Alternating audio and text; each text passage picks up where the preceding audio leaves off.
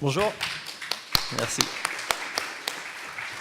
Je crois qu'on va regarder un film en fait. Voilà. Vous allez prendre l'air pour vous réveiller dès le matin. On va commencer par la récréation. Donc, ça va présenter voilà, ce qui s'est passé ces derniers mois avec Team France sur la Coupe de l'Amérique. Et puis, je vais dérouler après ça sur ce projet-là. Donc, on peut lancer le film.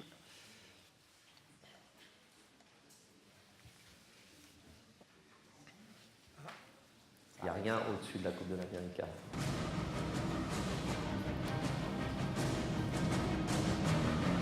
Ça représente l'ultime en matière de sport, de technologie, de relations humaines.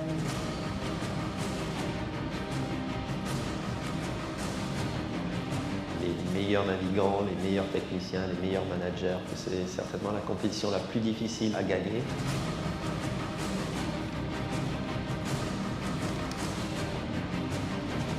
Historiquement, la Coupe de l'Amérique, c'est des défis entre nations.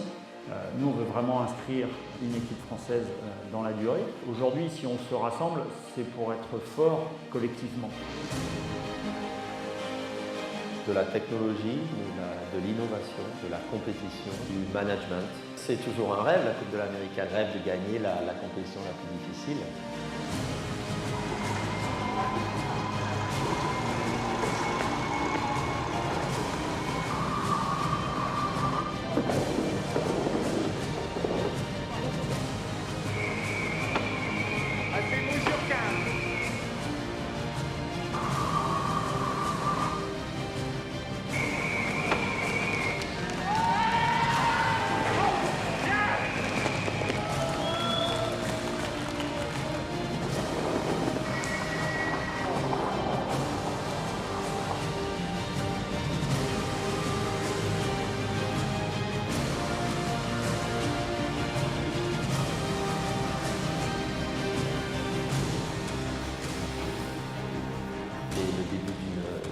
Histoire, j'espère. On a toujours dit que Team France c'était en vue de la Coupe de 2017, mais c'était en vue des 20 prochaines Coupes. Et notre objectif final pour tout le monde, c'est ramener la Coupe en France, l'organiser et la garder comme les Américains l'ont gardée longtemps.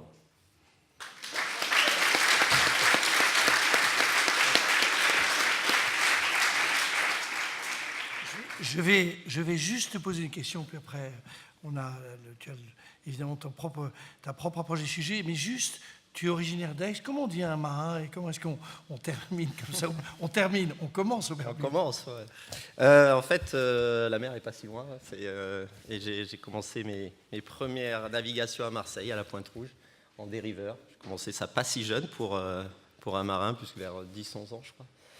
Et puis après, malheureusement, j'ai dû monter en Bretagne pour en faire mon métier, parce que là-bas, il y a un peu plus de marins, plus de structures. Et pour faire de la course au large, il y avait des pôles d'entraînement, notamment à Port-la-Forêt. Donc, j'ai pas fait tout de suite de la compétition comme celle-ci. J'ai fait plus de course au large, en solitaire au départ, en équipage. Et ensuite, la Coupe de l'Amérique, c'est vrai que c'est une autre façon de naviguer qui vient plus de l'olympisme. Mais c'est pas forcément le même cursus. Donc, j'ai dû changer mon fusil d'épaule il y a quelques années pour préparer cette coupe. On peut peut-être dire un mot de la Volvo Race. Volvo Race, c'était une course en équipage aussi, c'était le Tour du Monde par contre.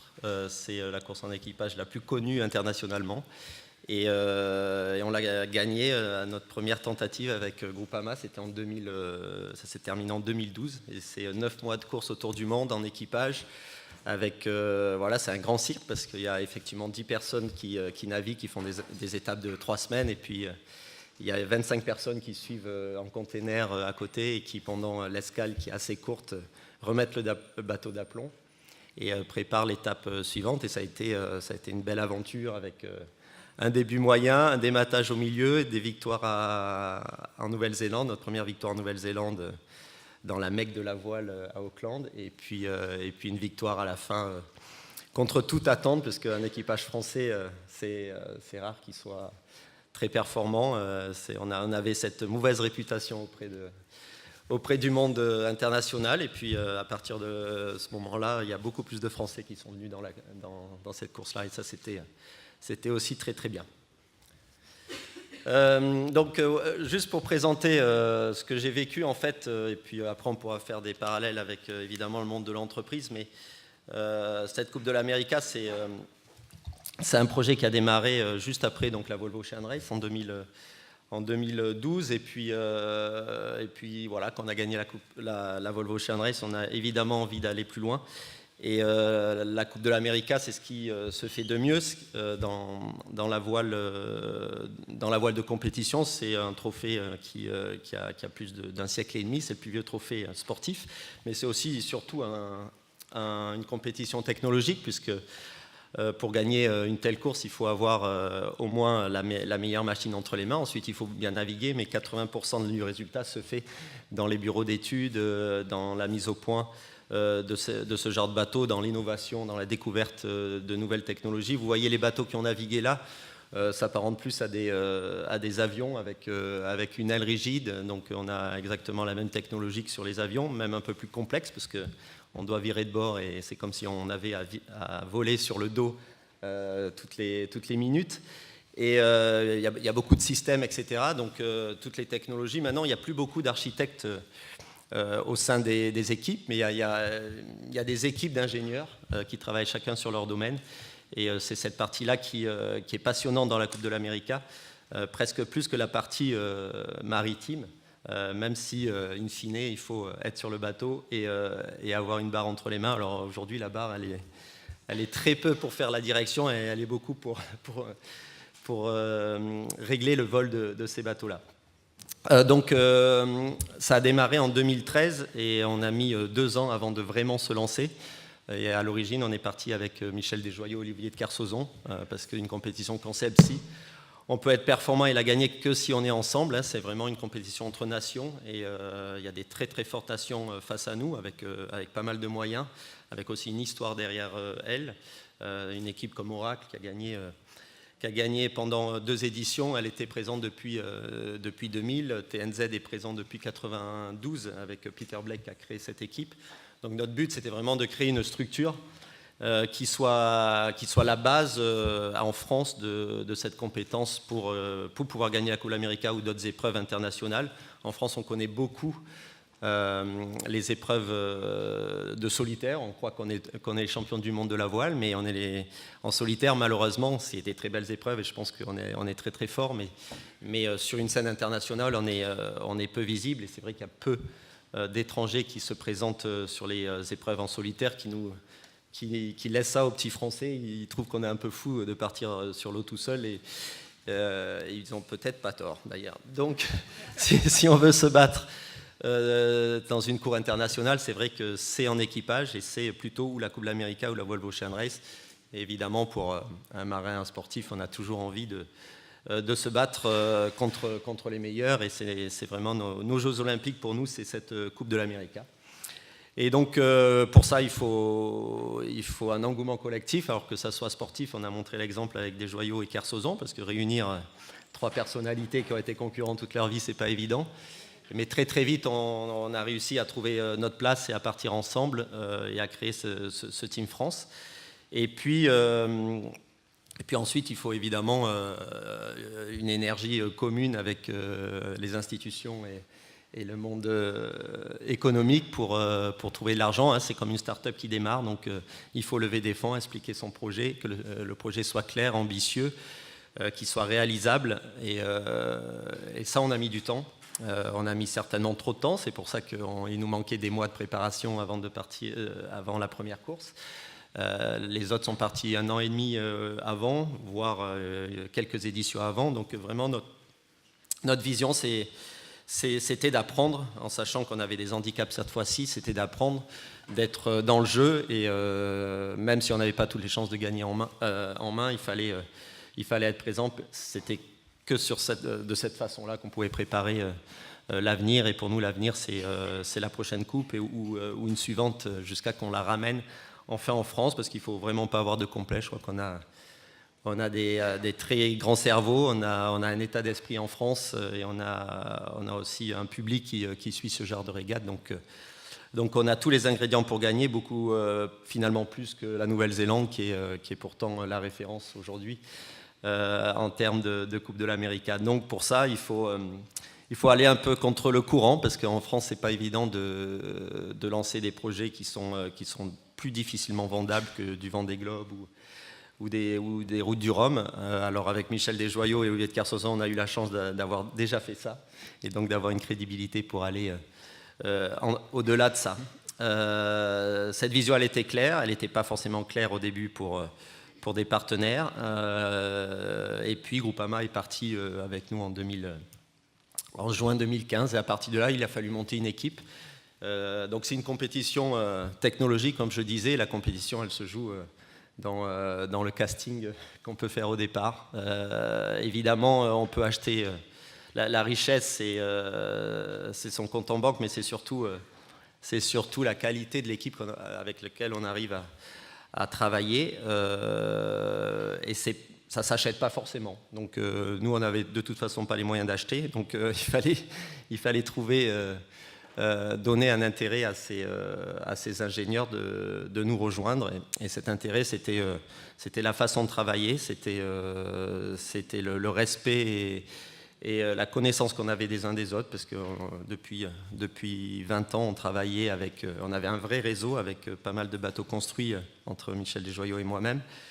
Et donc on a réuni les gens avec qui on a déjà un peu travaillé, avec qui on avait envie de continuer à travailler et développer, parce que c'est plus l'ambiance de travail et la qualité du travail qui est au final important pour des ingénieurs qui ont toujours envie de phosphérer et d'avoir les moyens d'aboutir leurs idées et leurs innovations qu'ils ont dans leur tête. Donc voilà, c'était un mélange entre des gens d'expérience comme Martin Fischer. On avait 12 nationalités. C'est un projet français, mais on a besoin tous d'apprendre, que ce soit en France ou les étrangers. Donc il y a un vrai mélange, et dans les équipes de la Coupe, c'est ça l'intérêt. Il y avait 36 Français quand même dans toutes les équipes. Et dans les meilleurs, chez Oracle, chez TNZ, avec Guillaume Verdier qui était l'architecte principal. Donc on a vraiment de la qualité. Ce qui nous manque un peu, c'est une personnalité derrière qui puisse nous assurer les transitions et nous permettre de réunir tous ces gens-là sous notre bannière. Et je peux vous dire qu'ils ont tous envie de travailler plutôt sous une bannière française, avec la culture française qui permet d'être plus efficace, évidemment, lorsqu'on se comprend plus naturellement. Voilà, donc il y a 2 ans et demi, on est parti. Il y a 2 ans, en fait. Et très vite, il a fallu rattraper 2 ans de retard, donc c'est-à-dire concevoir avant tout, et construire un bateau pour cette Cool America. Alors, vous avez vu les bateaux, c'est des bateaux fantastiques à piloter, c'est des bateaux fantastiques également à concevoir. Et on a vu je ne sais pas si vous avez vu, mais il y a des entreprises de technologie qui sont chez nos adversaires, comme Airbus. Alors on regrette un peu qu'ils ne soient pas venus chez les Français. Ils avaient moins la garantie de faire la finale, c'est sûr, avec les Français, mais ils auraient pu aussi nous aider à préparer un peu mieux l'avenir. Mais voilà, c'est très très bien qu'ils soient allés aussi chez nos amis d'Oracle. Et c'est ce genre d'entreprise dont on a besoin. Et voilà, donc on a travaillé avec 30 ingénieurs et architectes pour concevoir ce bateau. Et ensuite, pour le construire, on a dû, pour être rapide, faire appel aussi à des entreprises étrangères, puisqu'on a même fait une partie de l'aile en Nouvelle-Zélande. Et on a commencé à naviguer il y a 1 an seulement à l'Anvéoc, sur le site de la Marine nationale. Et voilà, c'était déjà une belle victoire pour nous. Pour en revenir dans la façon dont on travaillait dans une telle équipe, alors la difficulté, c'est qu'on doit rester évidemment dans un règlement qui est assez fixé, borné, mais ce règlement il évolue en permanence, et il faut être extrêmement réactif et aussi extrêmement curieux, parce qu'on a des concurrents qui évidemment travaillent d'arrache-pied autour de nous, et d'être immobile, c'est prendre toujours du retard. Donc il faut être toujours très très rapide dans son évolution. Il faut aussi prendre les bons choix. Je crois que quand on a peu de moyens, ce qu'il faut, on n'a pas le confort d'aller tester toutes les choses. Donc on est obligé de faire des choix et des arbitrages assez tôt. Et là, c'est là où où l'expérience et où l'intuition peut être utile. L'intuition, elle vient de l'expérience que l'on a eue auparavant.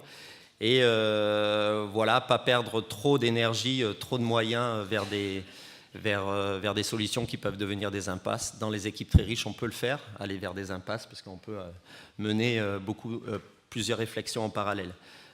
Mais quand on n'a pas ce confort-là, c'est sûr qu'on est obligé de prendre des risques assez tôt. Des risques, ça veut dire choisir des chemins, mais il faut voilà, faire le bon compromis, choisir des chemins qui sont risqués, dans lesquels on y croit.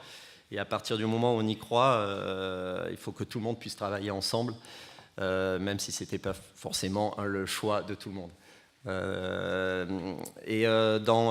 Dans un team comme celui-là, il faut vu qu'on n'est pas très nombreux, il faut surtout utiliser à 100% le cerveau de chacun et les compétences de chacun et le talent de chacun. Donc c'est plus finalement l'importance quand on crée une équipe comme ça, c'est pas forcément le CV, c'est beaucoup plus l'attitude, la capacité à communiquer, la capacité à s'ouvrir et à respecter et à comprendre la personne qui travaille à côté de soi.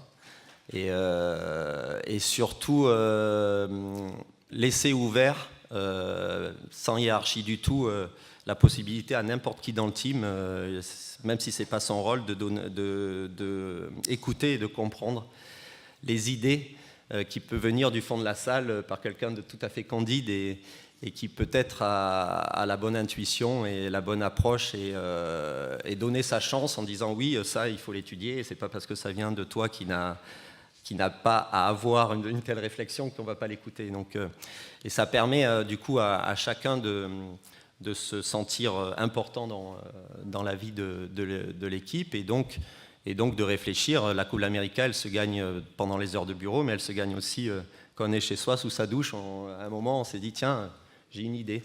Et cette idée, il faut être capable de l'exposer. Il ne faut surtout pas avoir peur de l'exposer.